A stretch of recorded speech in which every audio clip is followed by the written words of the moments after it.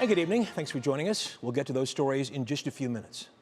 But first, we do want to begin with a mayoral mashup at the polls. Voters across Cuyahoga County, of course, are casting their ballots. In Cleveland Heights, will residents vote to recall embattled Mayor Kahlil Seren amid investigations into him and his wife? And if so, who will replace him? And let's go to East Cleveland. Will the court's ruling help keep current Mayor Lateef Shabazz in power, or will residents vote him out? We have team coverage tonight. Our New Yorker is in East Cleveland. But first, let's go to Annabelle Childers in Cleveland Heights with more on what's at stake for residents there. Annabelle, good evening. Good evening, guys. Well, Cleveland Heights voters are casting their ballots on two items. The first is a candidate contest for which of the 5 mayoral candidates are going to advance to the November ballot. You can see behind me, people are advocating for those different candidates. But the other thing on these ballots is a recall effort for Mayor Kahlil Seren. Seren has faced controversy and scrutiny over the last year for the actions of his wife, Natalie McDaniel, and also how he's handled them.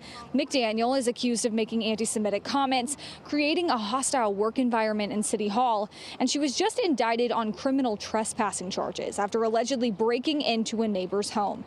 Meanwhile, Seren has also been accused of mishandling the city's budget, and the relationship between him and City Council has grown increasingly strained. Now, just a little while ago, I talked with Seren about this recall effort. I asked him if he would go back and do anything differently in connection to the controversies surrounding him. A lot, I believe, of what I would have done differently is to make more expedient personnel decisions, to make sure that we had the right team in place, earlier on in the term. What I do know is that I did not cause this particular set of controversies. I do know that. What I know is that this has been an orchestrated campaign to malign and to mischaracterize. You can see it in some of the literature that is, still being bandied about, even though it's been disproven.